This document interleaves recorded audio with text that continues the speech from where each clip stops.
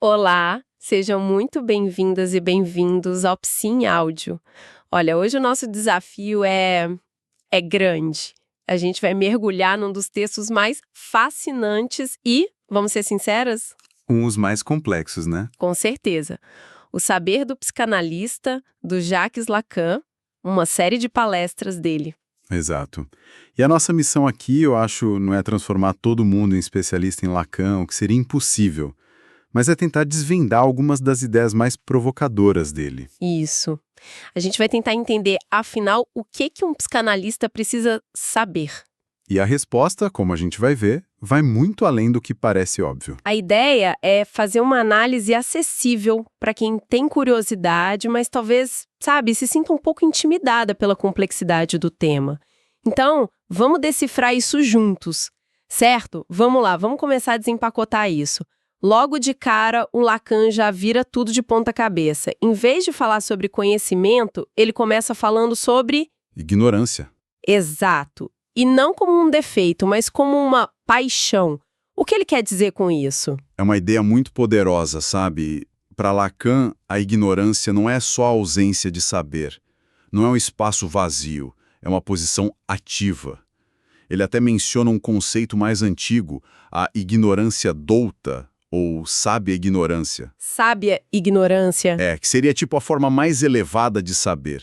É como se, para você construir um conhecimento de verdade sólido, você precisasse primeiro delimitar uma área de ignorância estruturada. Ah, então não é sobre não saber nada, mas sobre a relação entre o que se sabe e o que se escolhe não saber para poder saber outra coisa. Perfeito, é exatamente isso. E é aí que a gente chega na distinção central que ele faz no texto. A diferença entre saber e verdade. E o que é fascinante é que ele diz que a psicanálise atua exatamente nessa fronteira, né? Na fronteira entre os dois. E qual é a diferença? Saber não é a verdade. Não pro Lacan. De jeito nenhum. O saber é aquilo que pode ser articulado, ensinado, que a gente acumula, tipo o conhecimento da universidade. A verdade, por outro lado, é algo que escapa. Ela não pode ser possuída, sabe? Ela emerge. Emerge como? Ela se diz nos nossos lapsos, nos sonhos, nos sintomas. Por isso ele diz que a verdade tem uma estrutura de ficção. De ficção. De por inteiro, quando ela afirma eu minto. É uma dimensão, assim, radicalmente diferente do conhecimento factual. E aqui a gente chega num ponto muito, muito interessante. Talvez a frase mais famosa dele. O inconsciente está estruturado como uma linguagem. Famosíssima. Mas ele faz questão de dizer que não está falando de poesia ou retórica, mas de gramática e lógica. Por quê? Porque o que interessa para ele é a estrutura que está por baixo, sabe? As regras que organizam o nosso mundo interno sem que a gente perceba. O inconsciente, para ele, não é um porão escuro cheio de instintos. É um sistema que funciona com uma lógica própria. Uma gramática. Exato, uma gramática que se repete nos nossos sintomas, nos padrões da nossa vida. Repetição. Isso parece que nos leva para além do simples prazer, não é? É aí que entra o conceito de gozo. É um termo que soa bem mais intenso que prazer. Muito mais. O gozo ou jouissance é um dos conceitos mais difíceis e mais importantes. É uma satisfação paradoxal que muitas vezes a gente encontra no próprio sofrimento do sintoma. No sofrimento. É um mais além do princípio do prazer. É a maneira como o corpo que fala, o nosso corpo, experimenta uma satisfação que vai além das necessidades biológicas.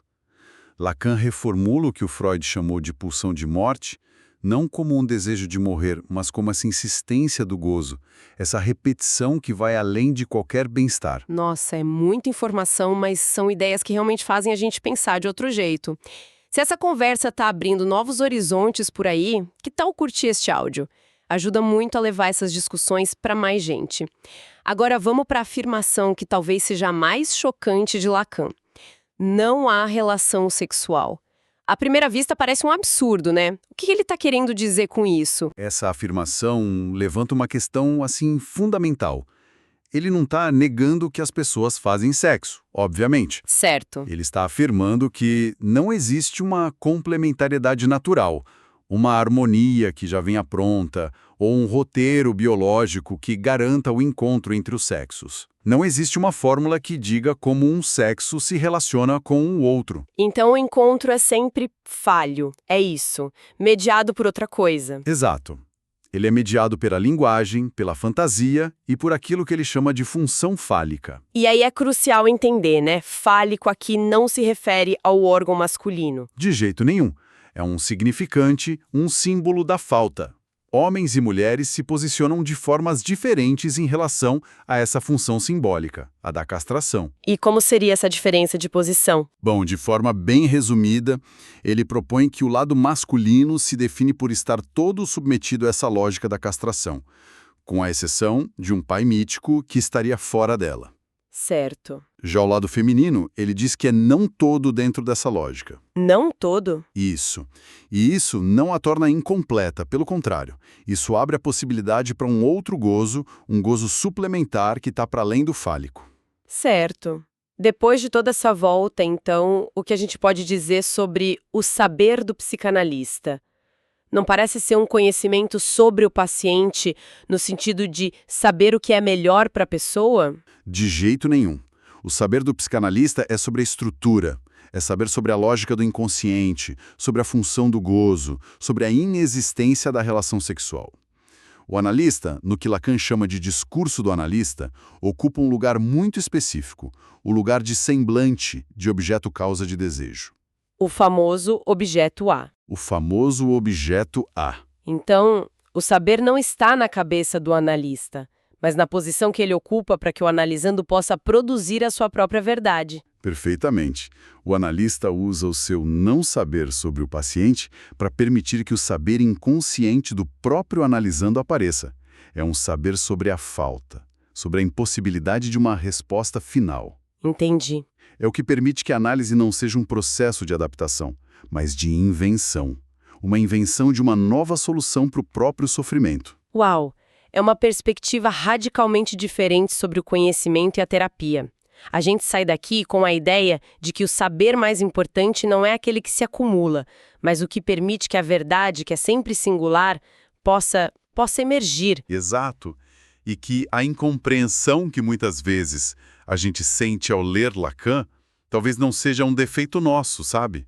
Mas parte da experiência. Ele nos força a questionar nossa certeza sobre o que significa entender alguma coisa. Para encerrar, fica uma reflexão. Lacan dizia que a verdade só pode ser meio dita. Ao longo do dia, talvez seja interessante prestar atenção nos momentos em que aquilo que não dizemos ou que nos escapa sem querer revela muito mais sobre nós do que as frases que a gente constrói com tanto cuidado. Onde será que as nossas verdades meio ditas estão se escondendo? Se esta análise sobre as ideias de Lacan foi útil, não se esqueça de seguir o Psi em Áudio para mais conteúdos e discussões sobre as complexidades da mente humana.